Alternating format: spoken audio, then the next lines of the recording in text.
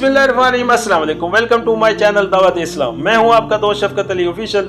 उम्मीद करता हूं कि आप सब लोग ईमान के आला दर्जे पे होंगे। सूरत बकरा की आयत नंबर 249 का तर्जमा।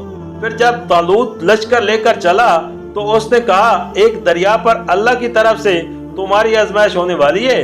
जो उसका पानी पिएगा वो मेरा साथी नहीं, मेरा साथी सिर्फ वो है जो उससे प्यास ना बुझाए। हाँ, एक आधा चिलो तो कोई पी ले, मगर एक गिरोह कलील के सिवा वो सब उस दरिया से सरियाब हुए। फिर जब तलूत और उसके साथी मुसलमान दरिया पार करके आगे बढ़े तो उन्होंने तलूत से कह दिया कि आज हम में जलूत और उसके लश्करों का मुकाबला करने की ताकत नहीं है। लेकिन जो लोग ये समझते थे कि उन्हें एक दिन अल्लाह से मिलना है, उन्होंने कहा, बरहा ऐसा हुआ है कि एक कलील गिरोह अल्लाह के अज़न से एक बड़े गिरोह पर गालिब आ गया है। अल्लाह सबर करने वालों का साथी है। सूरत बकरा हाशिया नंबर 271।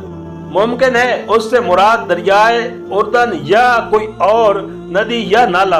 तलूत बनी इसराइल के लश्कर को लेकर उसके पार उतरना चाहता था, मगर क्योंकि उसे मालूम था कि उसकी कौम के अंदर इखलाकी इंसाफात बहुत कम रह गए हैं, इसलिए उसने कारआमद और नकारा लोगों को मोमीज करने के लिए ये आजमाइश तजवीज की।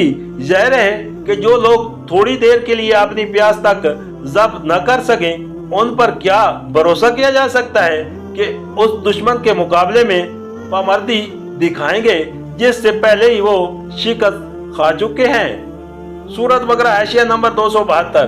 गालबन ये कहने वाले वही लोग होंगे जिन्होंने दरिया पर पहले ही अपनी बेसब्री का मुजाहरा कर दिया था।